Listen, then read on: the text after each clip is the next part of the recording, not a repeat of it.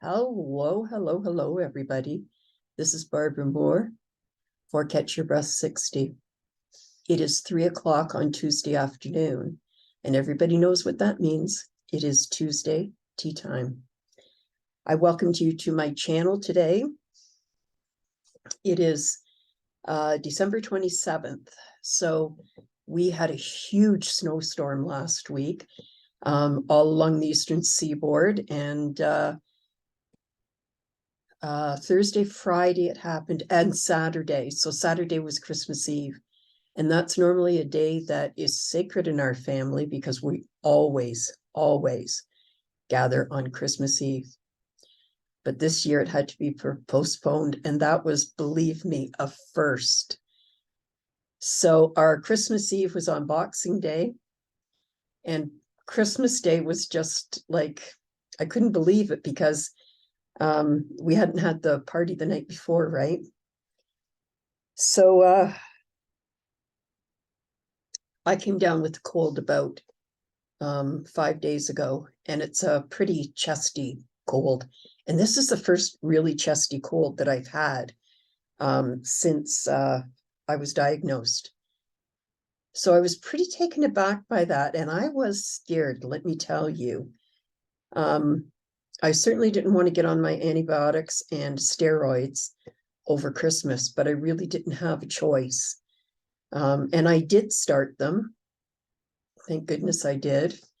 I think that they helped, but I'm done them today, and the cold is still here. Now my husband's down with it, and everybody knows what a man cold's like, right?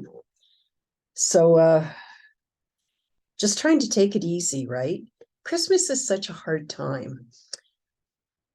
You know, we are in the deep freeze here with blizzard conditions, and you're trying to keep the promises that you made to people to show up and be there and, you know, have them. And I don't know what is worse, whether it's having people come to your house or going to their house. You know, we did both this year, and I'm not sure which one that I really liked better, but I do think that I like being home. So we managed to have the family Christmas Day, and everybody was here. We kind of had a lunch so that everybody could go to their alternative sides, see everybody. My daughter was gracious enough to open her home to us. My daughter and her husband were gracious enough to open their homes to us for Christmas Day, and she cooked a beautiful turkey. And so last night we had our Christmas Eve party, and it was great to see everybody. You know, as hard as it is to get out, I mean, I have a lot of support. I had my husband and my son with me last night, and I have a lot of support, but it's still hard because really the only person who can do it is me. No matter how much they can help me, it's still up to me. So I got there, but I'm telling you, on the way home, I thought, this is the last time. I'm not doing this again. It's just so hard, especially in the cold, right? To get in and out. And with having a cold and being chesty to begin with, we all know what that feels like when you have COPD and you get a cold like that. So all I can say is this: I love Christmas. I enjoyed having the kids this year, and I enjoyed, you know, the run up to Christmas and all of that stuff. But I'm telling you, I'm so glad when it's over. So, yeah. So that's that. Christmas is over, and now all we have to do is pack up all those decorations that I put out and put them away. That's going to be a job for another day. So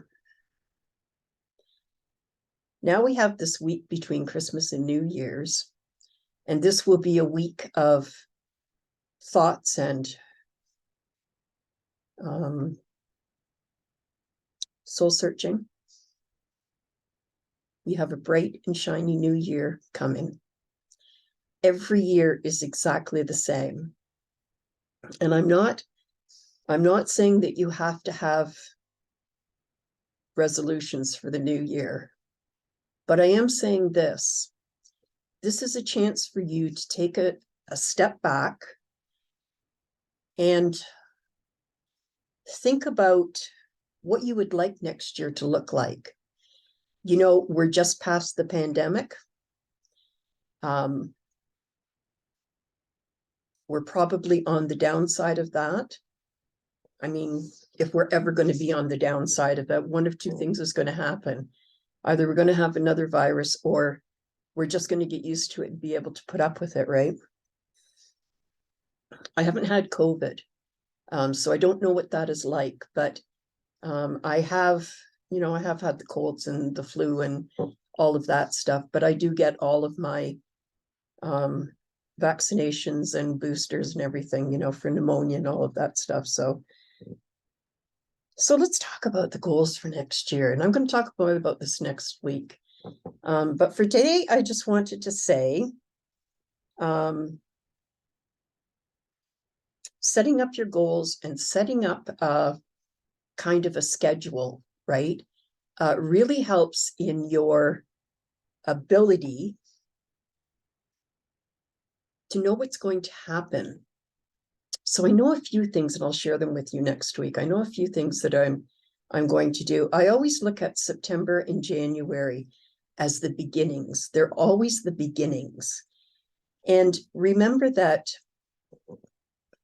once we've had the solstice in December, we are now getting or gaining a minute per day of daylight. And that is the most fabulous time of the year. I'm so excited about getting some daylight again and getting out of that darkness. That darkness in the fall is just so, so hard to live through, right?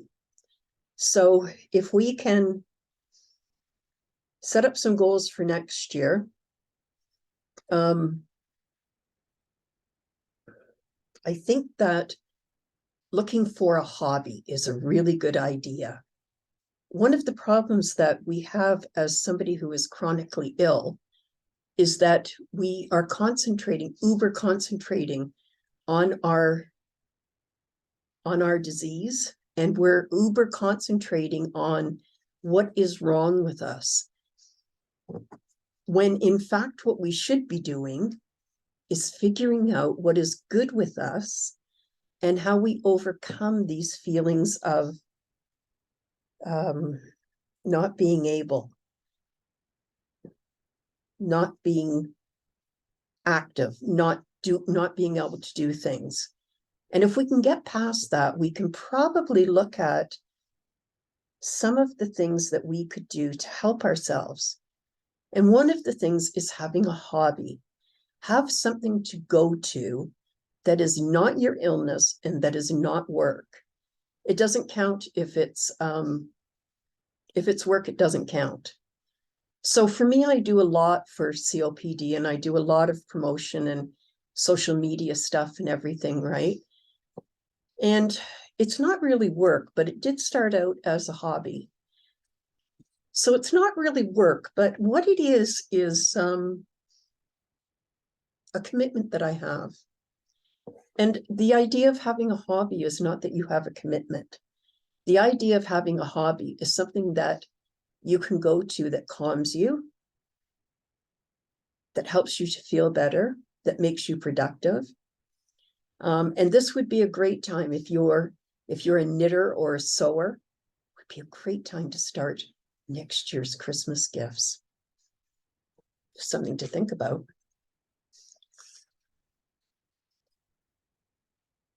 Sorry, I have to keep drinking because I'm just so dry. My daughter did a knitted scarf for my grandson. Oh my God, it's beautiful. She's a beautiful, beautiful knitter. I wouldn't turn down a pair of mitts that she knitted. Or she made me a neck warmer. I had it up on Facebook a couple of days ago. Absolutely fabulous. Very, very nice. So I don't know, knitting, crocheting. I do plants. And I'll show you some of my plants. Oh, there, that's a better picture. And so I'm doing some succulents and cactuses, stuff like that, right? Plants that I've never had before. And they take they're a little bit fussy, right? So it takes a little bit more thought process than just having like a philodendron or something, right? So something to think about. It can get a bit pricey. So you have to really,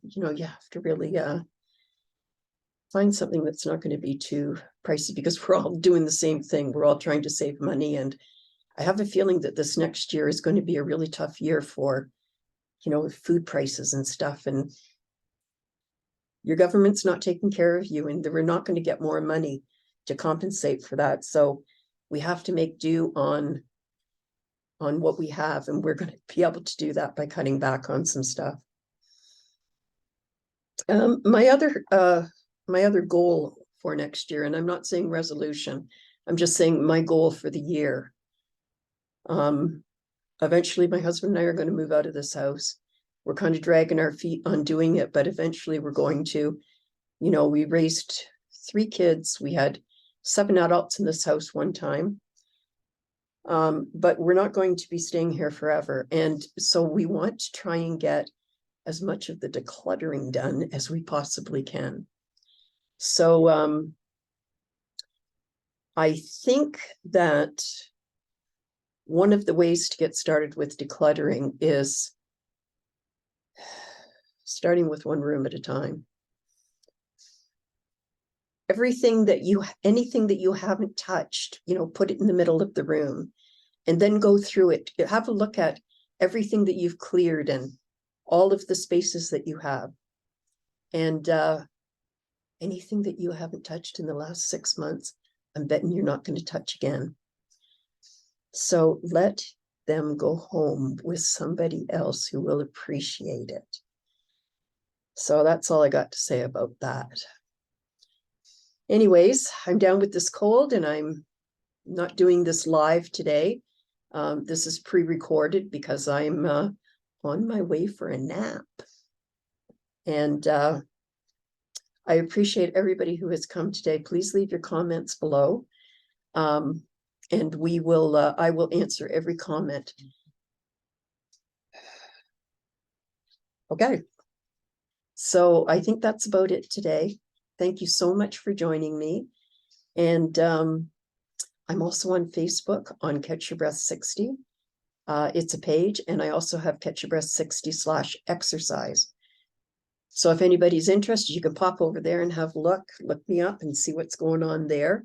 There's usually something going on almost every day there. So have a great week, everybody. We will be back next week for sure, and we will be taking opinions on topics that you would like me to talk about. This is Barbara Moore for Catch Your Breath 60, and I appreciate everybody who popped in today.